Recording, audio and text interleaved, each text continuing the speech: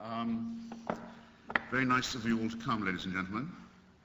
Should you not be in church, in point of fact, at this hour? I'm aware also that it's very plucky of you to come to Hay at all at a time when there are the rival attractions of a royal fiesta and a World Cup. On all three of the things I've just mentioned as possible other things you could be doing, George Orwell was very useful. He had a great contempt for the supernatural and for the superstitious and for people who overvalued it. But he had a great fondness for the English Bible, the King James Version, I mean, not the homogenized garbage now authorized to be read in churches, and for Cranmer's prayer book, a certain fondness for liturgy, in other words, and it shows in his command of our language. But you wouldn't catch him inside a church. He once pointed out that international sporting exchanges are an unfailing source of global ill will. He was writing this in 1948 as the British mandate in Palestine was expiring and said, perhaps you'd like to imagine now a friendly match in Haifa between a Palestinian and an Israeli team, and left people to imagine what the consequences of that might be. And on the monarchy, writing just towards the close of his life, he said that it had been gravely discredited by the 30s, by the collusion with fascism, and especially by the abdication, had recovered some of its standing during the Second World War, and he felt, he was writing this in 1949-1950, that what it really needed, and if it could get this it would recover, would be a really nice long reign. And only a really good long reign can possibly bring the royal family back into credit. Now, I mention these three examples simply because they form part of my case for his continuing relevance, but also for the sense that he had of the importance for someone deciding to be a self-employed writer or intellectual, of not estranging themselves too much from what we might call the common culture of the people he was writing about. His instincts for that reason were very good, and of course the long reign that some of you are conceivably celebrating began, as we're continually being reminded, just after George Orwell died in January of 1950. And that date in itself, I think, prompts us to some reflection. In other words, by dying in January 1950, Orwell barely made it into the second half of the last century. Makes him almost an antique figure in some ways. Didn't manage to attain quite the age of 47. Yet his many enemies continue to find him very directly and very distinctly relevant to the ways in which we argue today, and also to the subjects which we are doomed to debate. Now, I've just written a short book which seeks to defend Orwell against his enemies, past and present, and also against some of his admirers, and against the rather sickly tendency to overpraise him and make him into a plaster saint. And in both instances, I've sought to ask and to answer the question which I've already attempted an answer to, which is that of why his name is still so resonant. And while you ponder that, as I hope you will, I'd like to just read you a stave or two from an essay he wrote for Tribune in 1946, May 1946 actually. It's called Confessions of a Book Reviewer. It starts like this. In a cold but stuffy bed sitting room, littered with cigarette ends and half-empty cups of tea, a man in a moth-eaten dressing gown sits at a rickety table trying to find room for his typewriter among the piles of dusty papers that surround it. He cannot throw the papers away because the waste paper basket is already overflowing. And besides, somewhere among the unanswered letters and unpaid bills, it is possible that there is a cheque for 2 guineas, which he's nearly certain he forgot to pay into the bank. There are also letters with addresses which ought to be entered in his address book. He's lost his address book, and the thought of looking for it, or indeed of looking for anything, afflicts him with acute suicidal impulses. He is a man of 35 but looks 50. He is bald, has varicose veins, and wears spectacles, or would wear them if his only pair were not chronically lost. If things are normal with him, he will be suffering from malnutrition. But if he's recently had a lucky streak, he will be suffering from a hangover. At present, it is 11:30 in the morning, and according to his schedule, perhaps I should say schedule, he should have started work 2 hours ago, but even if he had made any serious effort to start, he would have been frustrated. by the almost continuous ringing of the telephone bell, the yells of the baby, the rattle of an electric drill out in the street, and the heavy boots of his creditors clumping up and down the stairs. The most recent interruption was the arrival of the second post. Those are the things. Which brought him 2 circulars and an income tax demand printed in red. Needless to say, this person is a writer. He might be a poet and novelist, or a writer of film scripts or radio features, for all literary people are very much alike. But let us say he is a book reviewer. Half hidden among the pile of papers is a bulky parcel containing 5 volumes, which his editor has sent, with a note suggesting that they ought to go well together. They arrived 4 days ago, but for 48 hours the reviewer was prevented by moral paralysis from opening the parcel. Yesterday, in a resolute moment, he ripped the string off it and found the 5 volumes to be Palestine at the Crossroads, Scientific Dairy Farming, A Short History of European Democracy. This one is 680 pages and weighs 4 pounds. Tribal Customs in Portuguese East Africa, and a novel, It's Nicer Lying Down, probably included by mistake. 3 of these books deal with subjects of which he is so ignorant that he will have to read at least 50 pages if he is to avoid making some howler, which will betray him not merely to the author, who of course knows all about the habits of book reviewers, but, a telling phrase, even to the general reader. Now, just because I'm in Hay, I'll prolong, and because you seem to like it, I just have one more paragraph I thought I might give you in any case. Actually 2, short. When he finally snaps into it, as you have to do because the clock ticks on. All the stale old phrases, a book that no one should miss, something memorable on every page. Of special value are the chapters dealing with. Will jump into their places like iron filings obeying the magnet, and the review will end up at exactly the right length and with just 3 minutes to go. Meanwhile, another wad of ill-assorted, unappetizing books will have arrived by post, and so it goes on. And yet, with what high hopes this downtrodden, nerve-racked creature started his career only a few years ago. This is the Hay bit. The great majority of reviewers give an inadequate, because you never know who's listening, okay? The great majority of reviewers give an inadequate or misleading account of the book that's dealt with. Since the war, publishers have been less able than before to twist the tails of literary editors and evoke a paean of praise for every book that they produce. But on the other hand, the standard of reviewing has gone down, owing to lack of space and other inconveniences. Seeing the results, some people sometimes suggest that the solution lies in getting book reviewing out of the hands of hacks. Well, that was just a glimpse of utopia for you in case you fancied it. And I give it also as an instance of something relatively rare in the writing of George Orwell, in fact extremely rare, which is a deliberate attempt, and actually it was a successful one, to try and be funny. Upon the whole, his prose was extremely gloomy, gritty, realistic. Some people thought too much depressing. He could be funny when he needed to be. And of course the evocation that he gives us in that piece is of what we used to know as Grub Street, and the disease from which he died at the age of 47, a perfectly curable version of tuberculosis that could have been cured by drugs already available but too expensive and too rare, make us think, with their associations of consumption, of the Victorian writer, of the man coughing up blood and starving in a garret, though probably Orwell's preferred epoch was the Edwardian one of pre-1914, if it had not ended, that's to say, in a global war. As it happened, he was condemned to live in the decades of war and of slump and of ideological confrontation. And that's, of course, a part of the reason for his enduring renown. But just stay with the chain-smoking, decrepit figure in the dressing gown for a moment. One must never forget how ordinary in many ways George Orwell was. Most of his work was written against the clock by a man in ill health, very poorly remunerated at best, with no literary or journalistic success to speak of in his own lifetime. A great deal of what he wrote was no better really than very good, fairly average journalism. Though I wouldn't have described the room as littered with half-empty cups of tea, for example, if it had been me. I sometimes feel that on a very good day I could have written a piece not too much inferior to that, myself.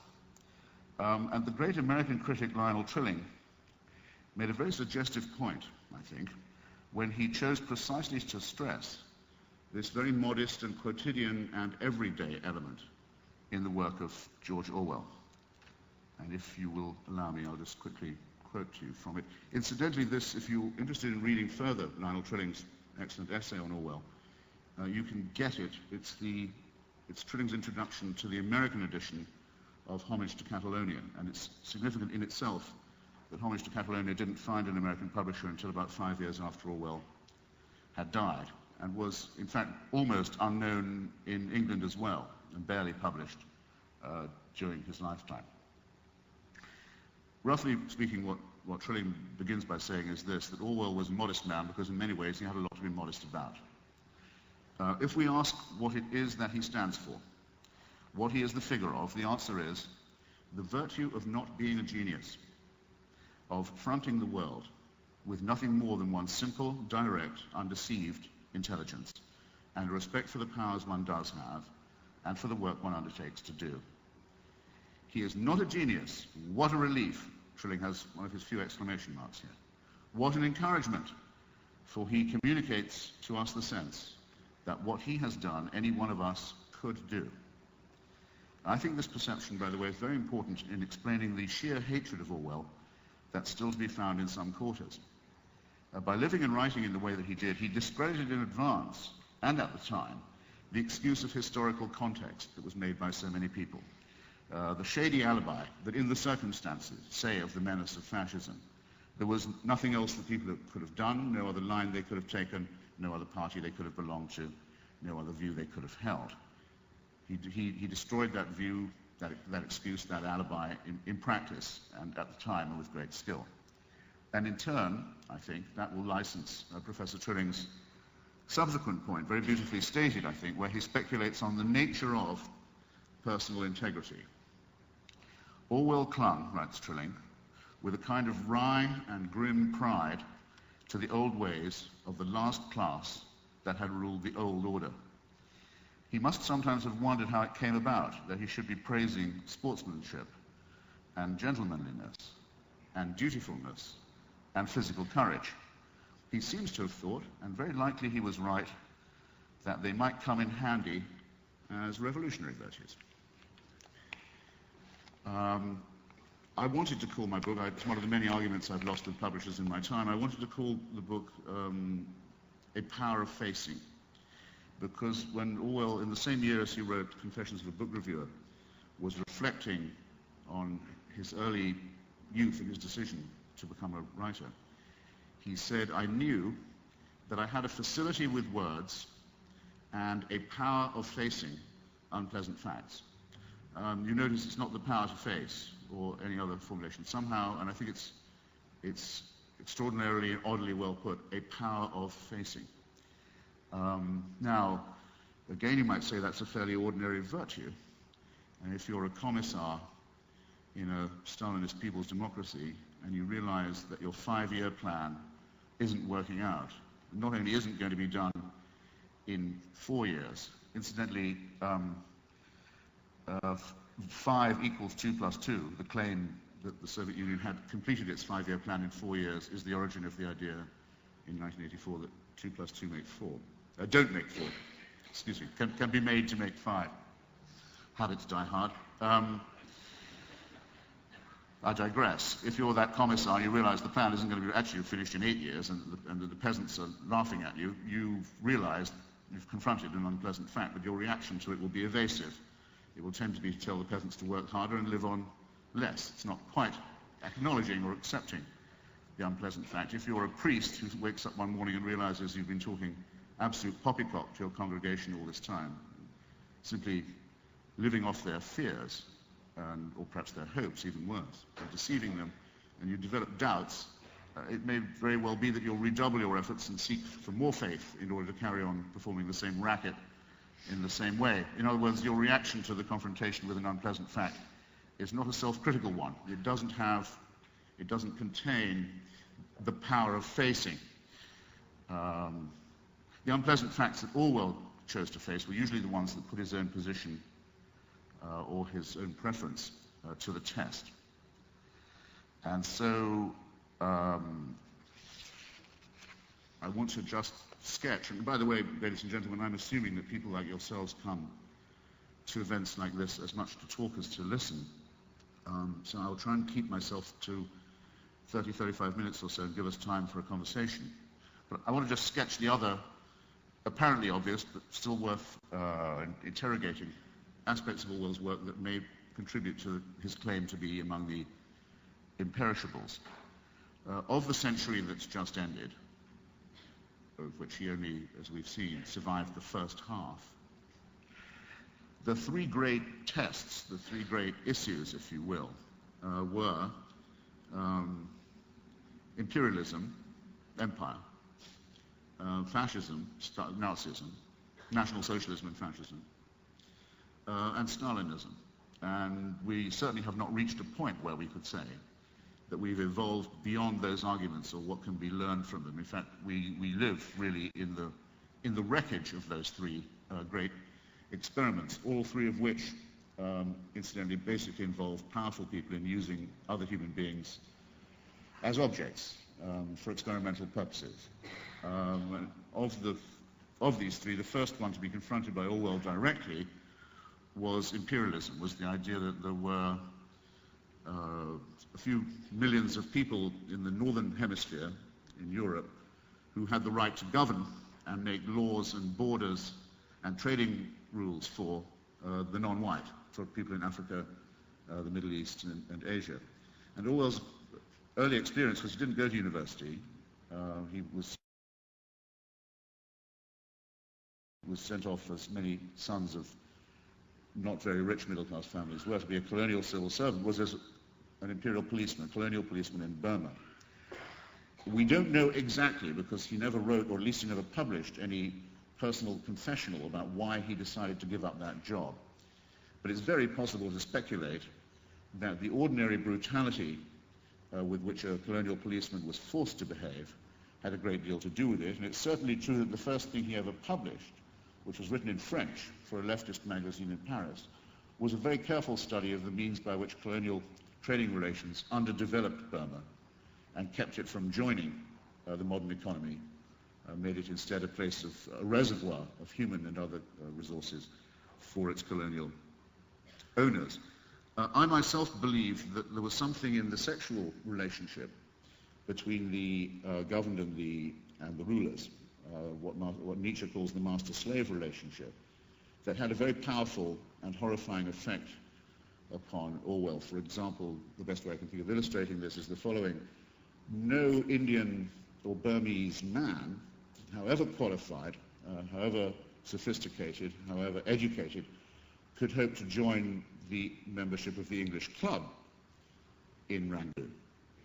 But any Burmese woman of any degree or status of any kind could certainly hope to be admitted to the Englishman's bungalow, if only by the back door and for pay.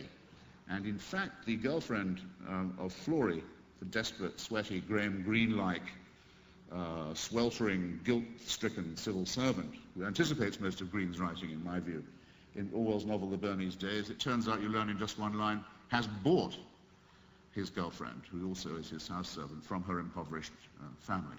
I think there was something in this that repelled Orwell powerfully and made him decide to become an uncritical and, an unequivocal, unconditional critic of imperialism for the rest of his life. But I also believe that he learned something about the cruel and sadistic underlay of all power relations from this experience, and was able later to make very profound literary use of it. At any rate, even in the middle of the Second World War, when he was broadcasting to India for the BBC, he insisted that wartime conditions not inhibit the demand for Indian independence, that in fact it made Indian independence more desirable rather than less, that the British government's view that independence couldn't be discussed while the war was going on was the reverse of the case. He defended the right of Indians even to take the Japanese side if they chose to, because it was their country and they could pick their own allies, though he counseled his Indian friends not to do this. And he also, in the course of this is a slight digression on my part,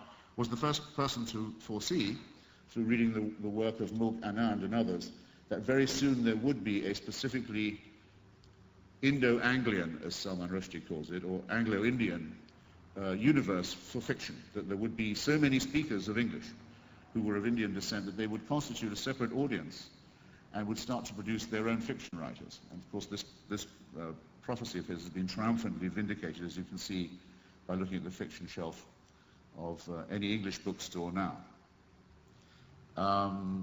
So I think it can be said, as it could be said of no other English writer of the time, that he was unequivocally right, first in predicting that imperialism would not last for long, because forcible means of production are less efficient as well as less justifiable than any others, and that it was right to be on the side of those, especially in India and Burma, but he also wrote very eloquently about Africa, the Middle East, to take their side and to foresee a world of self-government. If this now seems to us to be obvious, it wasn't obvious at the time. It was an extremely difficult position to hold a great deal of the time. About fascism and National Socialism, it's quite interesting. Orwell hardly wrote anything at all. He didn't seem to think it required any special condemnation. He did immediately go off and carry a rifle and a pack, fighting against it in Spain. He was one of the first volunteers to make a physical force challenge to the spread of fascist ideas in Europe, but his writings on it are very skimpy. He appears to have taken it for granted that anybody could see that here was every kind of evil you could imagine, double distilled and, so to speak, catalyzed into one horrible form.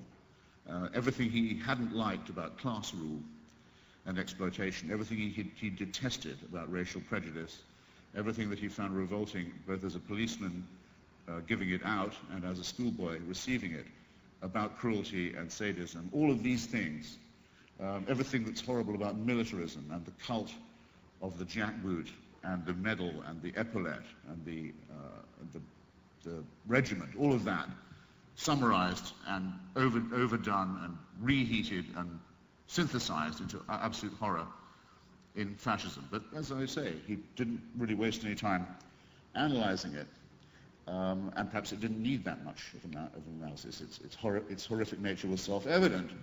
But it was in the course of that struggle that he became aware of the third great challenge, and the one that actually took up and wasted most of the time of writers and intellectuals in the 20s, 30s, and 40s.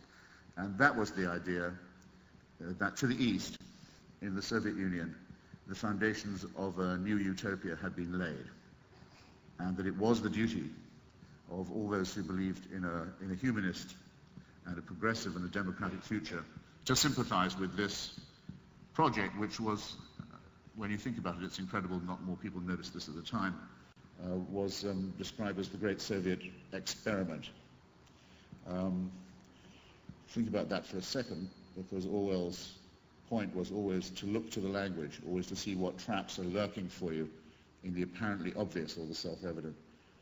Experiments are things that we don't conduct on humans when we can avoid it, or if we do that, we find ourselves denying it. In fact, so squeamish do we feel about experiments that we reserve them to be practiced on what? On animals. Thus the point of Animal Farm, and thus the whole point actually also about empire. You may not use other human beings as objects to see what happens, to see how it comes out, not if you hope to profit from it at any rate. And in Spain, particularly in Barcelona, in the May days of 1936, Orwell was able to discover that there was something potentially quite ghastly being prepared by Stalin and the parties and people under his control, and that so far from this not being a utopia, so far from it not being, in other words, a good prospectus, a true prospectus for a radiant future, it was worse than a false prospectus. It threatened to produce an absolute negation in which the whole idea of objective truth, of human solidarity, of pluralism, of intellectual experiment, of anything really worth valuing would be destroyed. And possibly any record of any opposition to it would be destroyed as well. And from that appalling discovery and from what he saw it doing to people who he knew in Spain, the people who were killed, the people who disappeared, the people who were grotesquely slandered after they disappeared, the appalling circulation of lies that went on about him. In other words, right in the crucible of the battle against Hitler, Franco, and Mussolini, he made the discovery that was to last him for the next 14 years of his life, the need for a struggle against intellectual dishonesty on the left. And his odyssey at that point begins with the failure of the New Statesman to even consider publishing his dispatches from Spain, and it goes right through to the failure of Victor Gollancz to publish Animal Farm, the later failure of T.S. Eliot to publish Animal Farm on the grounds that the British establishment didn't want to offend Joseph Stalin at that point, and the, I think, conclusive failure from the literary point of view of the Dial Press in New York to publish Animal Farm on the grounds, as they said in their rejection letter to the author, that it was impossible to sell animal stories in the United States. This was at a time when Disney was already fairly culturally regnant. That, I think, is the favorite rejection slip. I have a copy of it pinned above my typewriter. It's the best rejection slip of all time. I feel I'm getting near the limit of the time I allotted to myself, or at least what I'm going to do all the talking instead of some of it. The best way I can think of summarizing this is the following. Orwell died, as I've said, in January of 1950. In 1951, a very intelligent Polish diplomat and cultural attaché named Czesław Miłosz, you should say Miłosz if you're Polish, actually, Miłosz, defected from Poland and moved to Europe and wrote the first of a series of the marvelous books and poems by which he's now so celebrated. He's become certainly the national laureate of Poland in every sense, but of many others too. A book called The Captive Mind. The book was about the internal party mentality of the Stalinized states of Eastern Europe and the Baltic, of Poland, Hungary, Czechoslovakia, East Germany, and particularly important to a half Pole, half Lithuanian citizen of Vilnius like Miłosz, Latvia, Lithuania, and Estonia too. And he reported a curious fact. He says there's a book called 1984 that is in circulation in secret editions, read only by members of the inner party, clandestinely. And he said, I've read it, and I've had discussions with other of the comrades who've read it too. And they're all extraordinarily impressed by it. This is 1 year after Orwell's death. They're all very impressed by it, and they're all very surprised to find that its author never visited the Soviet Union, because they cannot understand how an Englishman who had not had this experience could have summarized the texture, the feeling, the quality of everyday life in a closed society and a totalitarian state.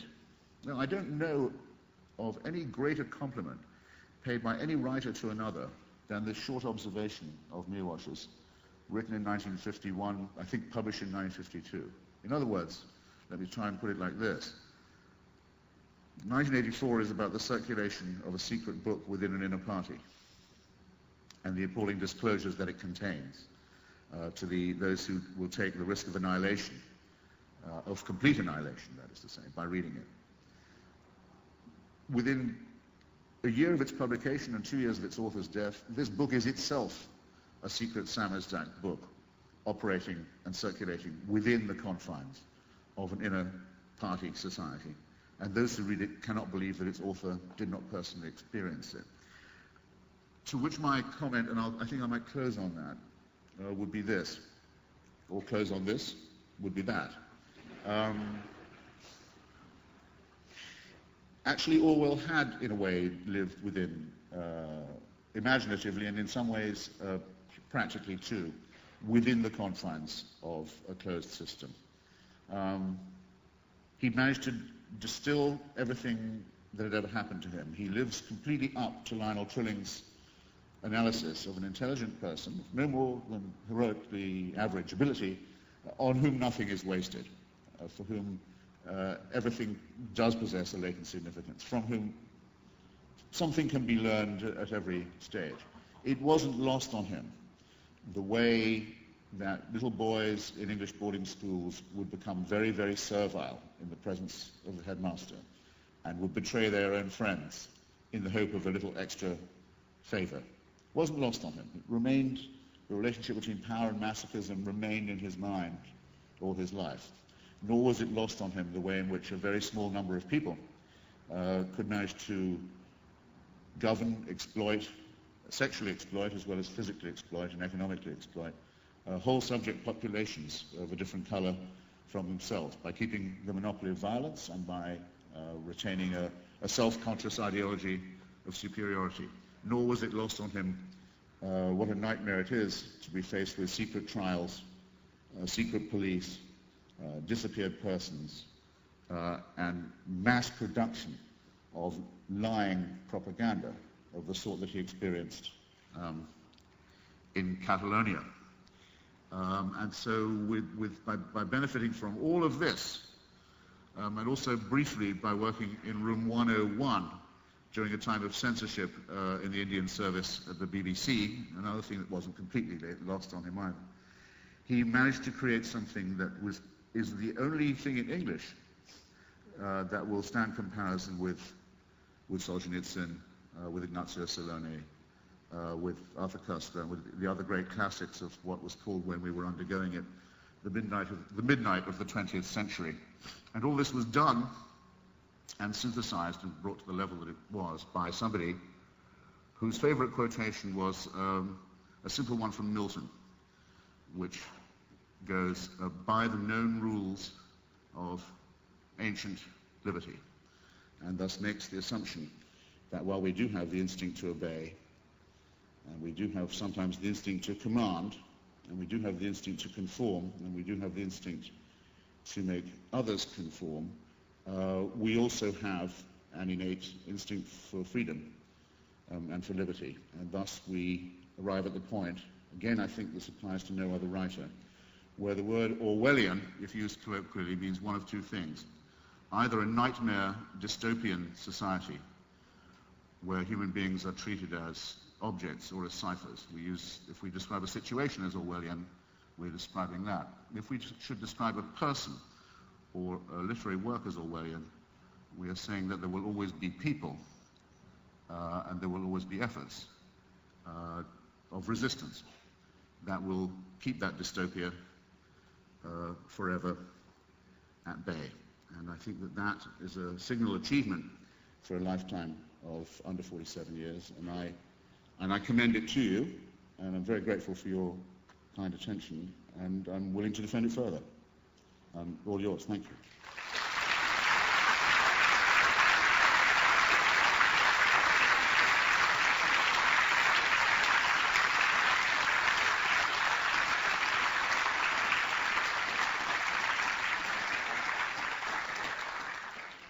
It might be thought, there are microphones, as you can see, and I'll have to urge you to speak into them, because otherwise your question won't be heard. It might be nice if you said who you were. I, at any rate, would like to know. And it might be invidious if I pointed to questioners, but there seems no one else to do that. You, sir. Can you get a mic? They'll pass you one. Bloody hot in here.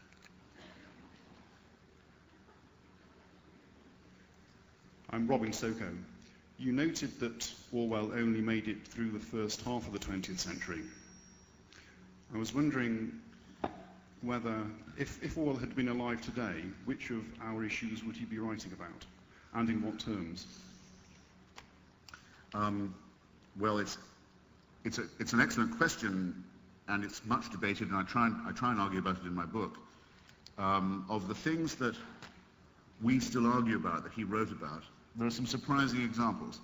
He was a very strong advocate of the European Union, because he believed that otherwise there would always be a problem of a bipolar world dominated by the United States and Russia. He's a very strong advocate of the European Union. He was one of the only people writing at the time who saw the potential importance of regional nationalism in Britain, especially in Scotland. He said it's a mistake to think that this won't revive, for good reasons for thinking the Scottish people don't fully accept the Union. He wrote very presciently indeed about nuclear weaponry. He thought that there were two terrible threats involved in it. This was at the time, by the way, when most of the real news about places like Hiroshima and the Manhattan experiment were classified. He said, obviously there's the possibility of universal annihilation, as it were, suicide and genocide at the same time. But he said there's an equally frightening possibility, not equally frightening, but there's another possibility, which is it hugely increases the power of the state. Because nuclearism demands a very closely held, not just scientific, but political and military elite. And so it could very well be that nuclearism will lead to states that are really impervious to the wishes of their populations. Let me think. There are a number of other subjects on which he, including the ones with which I started, the relatively small ones, on which he does remain remarkably contemporary.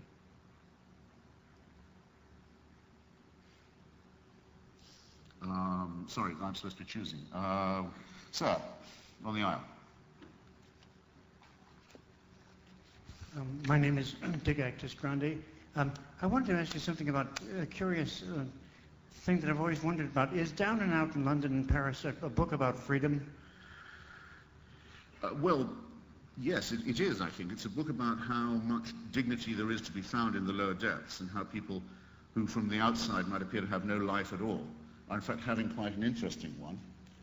And it's about surviving, which Orwell was a tremendous materialist, quite rightly. I mean, he did believe that we lived on a material substratum and that underlay everything in existence, and these things really mattered. He wouldn't have made the mistake of saying people care more about, say, a full berry than they do about liberty, which is maybe the false counterposition you had in mind when you asked me. You sometimes still hear this. People saying, well, you can't expect those who are starving to care about abstract things like political liberty. Of course, the whole lesson of history is that they do, partly because a very small difference in political liberty can make a very large difference to the amount of bread you're going to get for that empty stomach of yours. As has often been shown, there are many regimes, of course, that say, well, we'll have to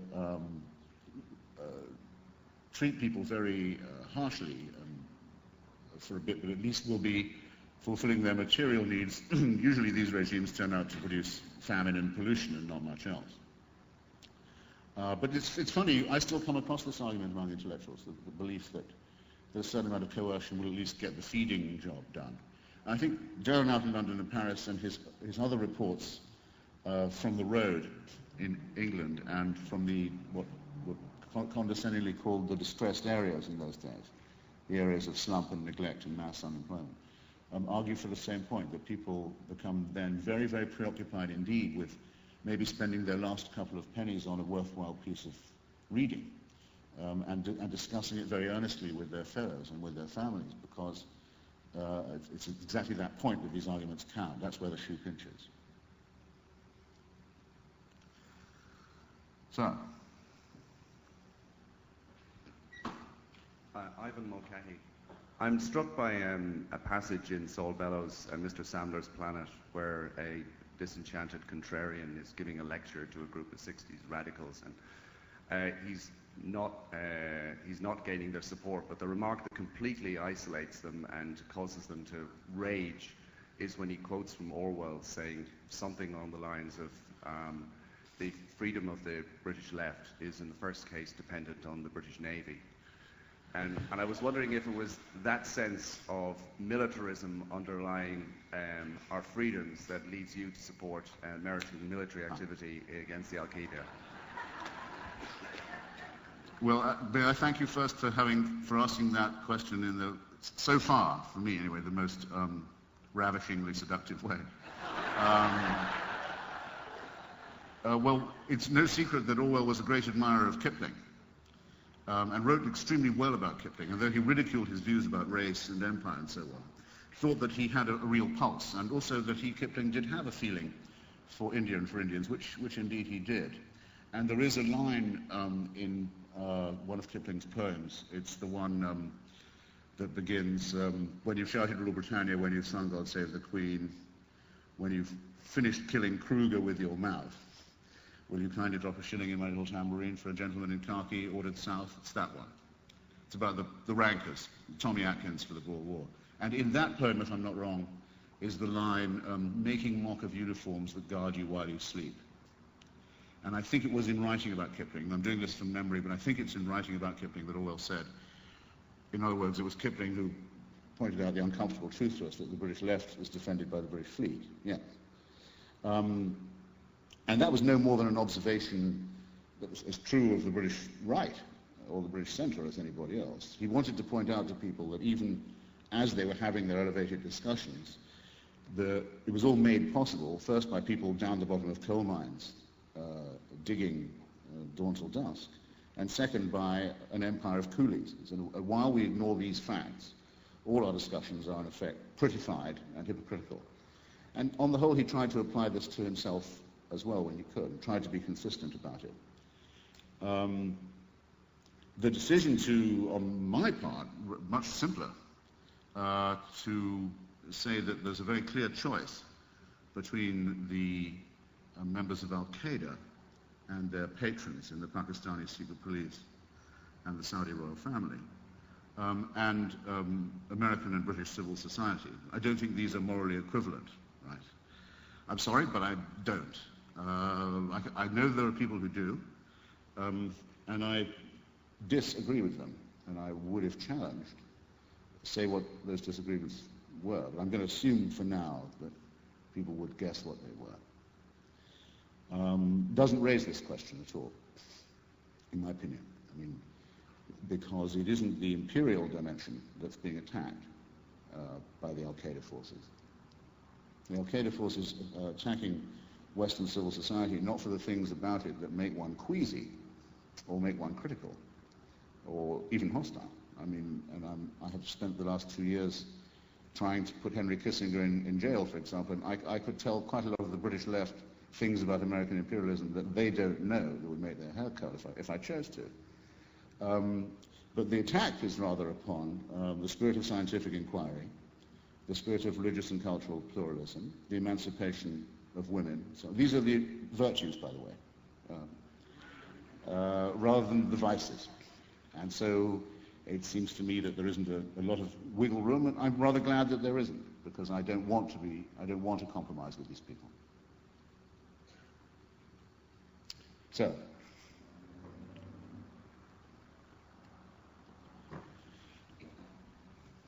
Chris Agee, what do you think Orwell, especially his experience in the Spanish Civil War, brings to an understanding of Bosnia, especially the Western response to Bosnia? Well, there were people in Sarajevo of whom I found I wasn't the only one who found during the siege and during the battle against Serbian and Croatian irredentism that we were talking about homage to Catalonia. That, you know, in some way, not that the book had brought us there, that would be too romantic, and I think wouldn't be in the spirit of the book either. But it was a book you were forced to think about. And many, many times I found people making references to it, and finding that oddly confirming in a way, because here was not just a kind of people's republic, a town where really it was self-governing, because all authority had either collapsed or fled. People were having to govern themselves and not making idiotic discriminations between whether they were Croatian or Serbian or Jewish or Bosnian Muslim. But also that its enemies were so obviously self-defined by a horrible form of ethno-theocratic nationalism. I'm trying just not to use the word fascism too often, that's all. But I don't think it would be too much of an exaggeration to say ethno-theocratic nationalism is one of the main constituents of fascism, and that a huge number of lies were being published about the Sarajevo resistance. So those three things, yeah, one did find, making one think of Orwell, and that would have been the bones, that would have been the skeleton of the argument. And it wouldn't be the only time that I've found foreign correspondents in spots like that, reaching for or remembering that they've read Homage to Catalonia either. I omitted, I'm sorry, a step in my answer to the last questioner. I said that Orwell got the three great subjects of the century right, and I say in my book that there was one he got wrong or didn't get right. The fourth great subject of the 20th century was this, the emergence of the United States as the paradigm society. But to that he was not terribly responsive until the very end of his life, when he thought of going, was urged to go by his friends from Partisan Review, which then included Saul Bellow. He never bothered to make the trip. He wasn't very curious about America. He was slightly inclined, as middle-class people of his age were, to look with disdain on mass culture, Americanization as it was called, of the radio waves and of publishing and so forth. He took a good interest in its literature, and he was anti-American. He didn't like people who just disliked America because he thought they were snobbish or worse.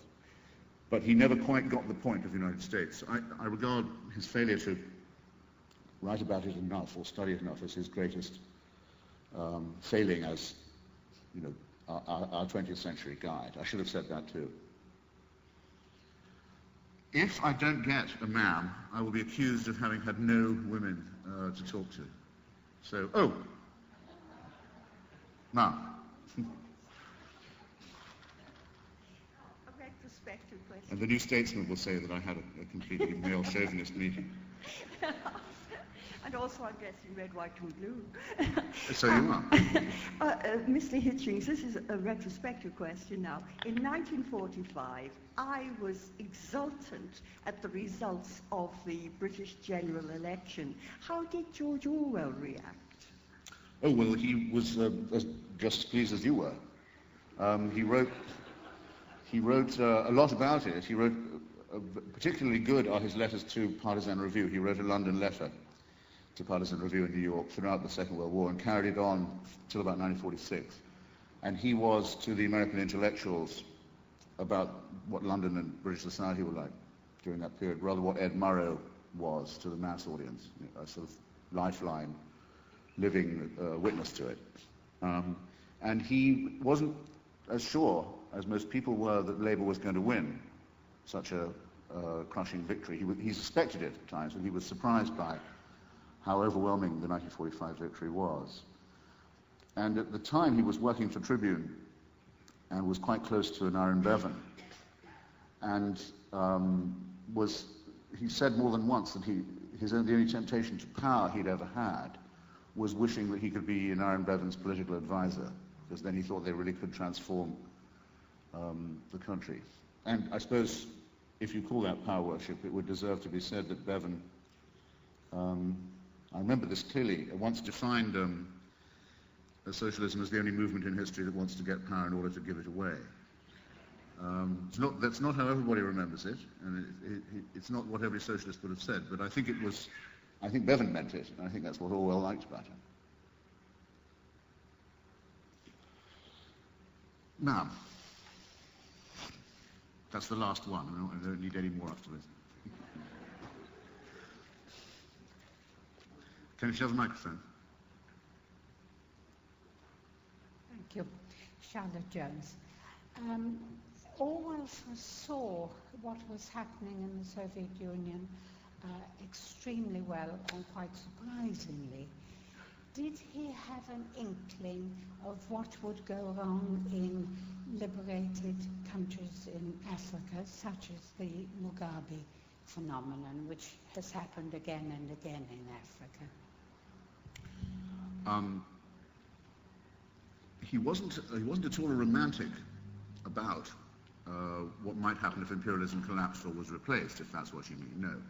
He just thought it was their right to, as it were, commit their own crimes, their own blunders. Africa wasn't his field. He wrote an introduction to a wartime pamphlet by Joyce Carey called African Freedom, which urged post-war independence for Africa. But the idea that there could be just as much misgovernment under independence as under colonialism was very available to him. That's why he wrote that he... I'm just trying to remember the name of the man involved. It doesn't. Subhash Chandra Bose, a very famous, distinguished Bengali political leader who decided that it would be strategically correct for the Indians to support the Japanese empire as a means of getting rid of the British. Orwell said, well, it's your right to do that. He didn't approve of it himself. He was very shocked to find that one of the people he worked with very closely, a Muslim fellow, at the Indian BBC service, was a secret supporter of a Pakistan, of a partition. He was very, very appalled to find that he had a colleague who would be in favor of a state based on religion. And he was also very skeptical about Zionism.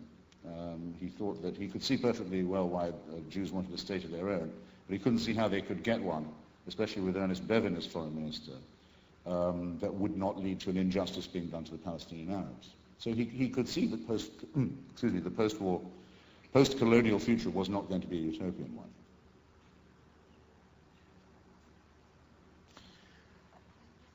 Yes. Can we like a microphone? Which of his books collects up the partisan review letters? Well, we now have, thanks to Peter Davison, professor at Leicester here, we now have for the first time ever, just published 2 years ago, the complete works of George Orwell.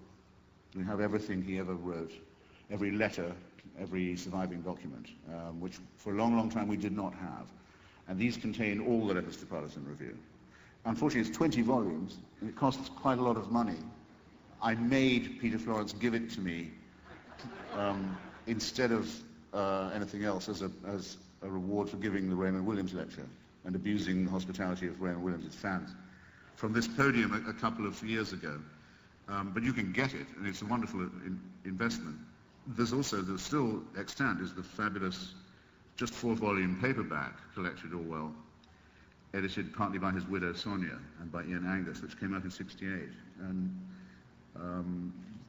that's got most of the Partisan Review letters. It would be nice, I've often thought, to have a book just of his letters to America.